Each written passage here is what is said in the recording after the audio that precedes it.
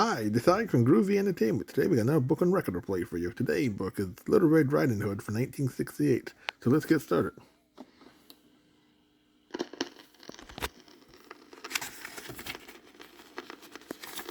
This is a Disneyland original little long playing record, and I am your story reader. I am going to begin now to read the story of Little Red Riding Hood. You can read along with me in your book. You will know it is time to turn the page when Tinker Bell rings her little bells like this. Let's begin now. Once upon a time, there was a little girl who had a new pair of red shoes. She also had a grandmother who was very fond of her. One day, Grandmother made her a pretty red cape with a hood. The little girl liked the matching outfit so much that she wore it everywhere she went. Everybody called her Little Red Riding Hood. One day, Little Red Riding Hood was helping her mother bake cupcakes. They decided it would be nice if she took some to her grandmother, who had not been well. So, while the little girl was getting on her red hood, her mother put some cakes and a jug of lemonade into a basket and covered them with a clean white napkin. Then Little Red Riding Hood said goodbye and set out for her grandmother's house. On the way, she met a wolf. "Where are you going, little girl?" asked the wolf. "And what do you have in your basket?" "I am going to my grandmother's," said Little Red Riding Hood, "to take her some cupcakes and lemonade." "Where does your grandmother live?" asked the wolf. "She lives in the yellow cottage with the white door and 2 maple trees in front," she said. "It's on the other side of the forest." "I see," said the wolf. "It was nice meeting you, my dear." And with that, he left Little Red Riding Hood and turned down another path. The little girl had no way of knowing that the wolf had taken a shortcut. He wanted to reach the grandmother's house ahead of her. When he got there, he knocked on the door. "Who is it?" asked a weak voice from inside the house. "It is your granddaughter. I have brought you some cakes and lemonade," said the wolf. "Oh, how nice. Just pull the latch string and come in, dear," said the grandmother. So the wolf opened the cottage door and came in. In a moment, he had swallowed the grandmother. Then he put on a nightgown and cap, jumped into bed, and pulled up the covers. Little Red Riding Hood, in the meantime, had stopped to pick some of the lovely flowers that grew along the path. When she had a nice bouquet, she began walking again, and soon came to the little cottage with the maple trees. She knocked on the door, which was not quite closed. "Who is it?" asked a voice from inside.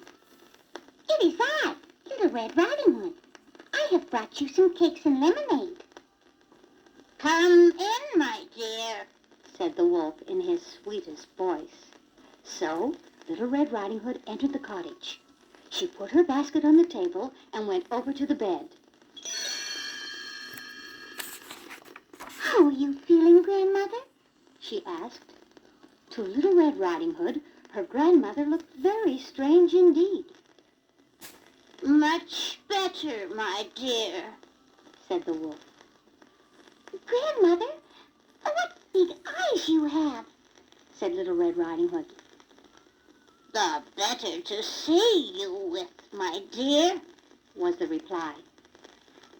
"Grandmother, what big ears you have," said the little girl. "The better to hear you with, my dear," said the wolf.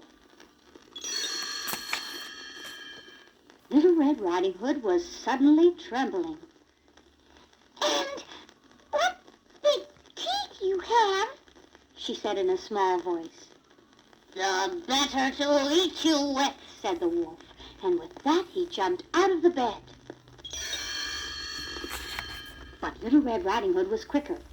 Before the wolf could catch her, she ran out the door of the cottage. The wolf ran after her. Just then, a woodsman who had been working nearby saw what was happening. The woodsman chased the wolf out into the forest and killed him. Then he cut him open. Out popped the grandmother, safe and sound. "Oh, what a relief," she said, and gave Little Red Riding Hood a hug. Then Little Red Riding Hood, the grandmother, and the woodsman all went into the house and had a party with the cakes and lemonade. Little Red Riding Hood was very careful after that about speaking to strangers.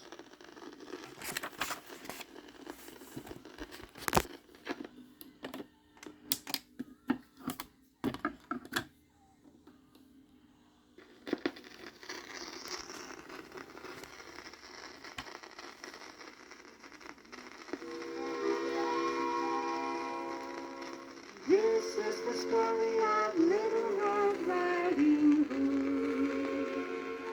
It's all about some things that are bad and also some things that are good. Little Red Riding Hood was very good. And the big bad wolf was very bad. One day when she was on her way to see grandmother in the country, the wolf made a plan to beat her there, to meet her there and even eat her there. He swallowed grandma with a mighty bite, and dressed in her nightie with a wicked grin, he waited for Red Riding Hood to walk right in. And in she came with goodies she had cooked, but she stopped when she saw how funny Grandma looked, with great big eyes and great big ears and sharp white teeth. And when the wolf jumped out of bed, he chased her, but she stayed ahead. A woodsman who was passing by tracked the wolf on the fly and saved Grandmother Red Riding Hood too. It's a story almost too good to be true. This is the story of Little Red Riding Hood. It's all about some things that are bad and also some things that are good. Little Red Riding Hood was very good. And the big bad wolf was very bad.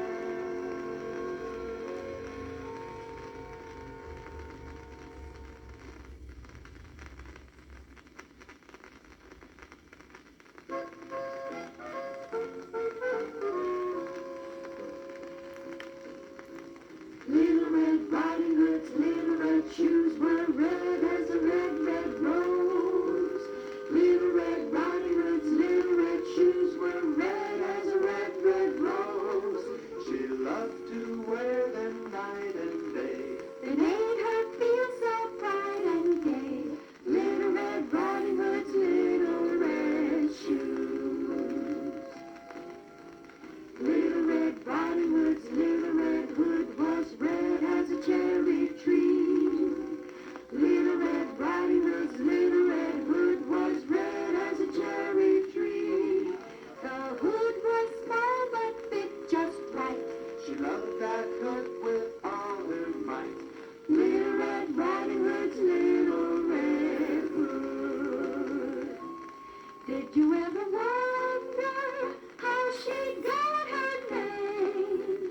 Well, with little red shoes and a little red hood, even you could be Red Riding Hood.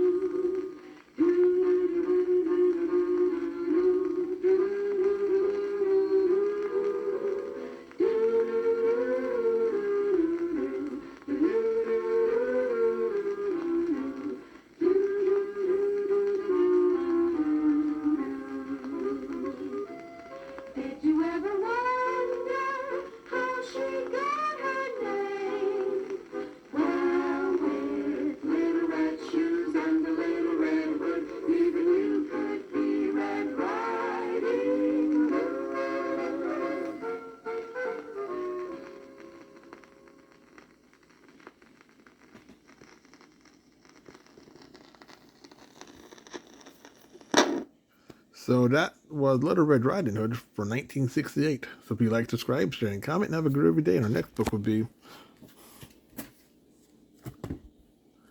The Boy with a Drum.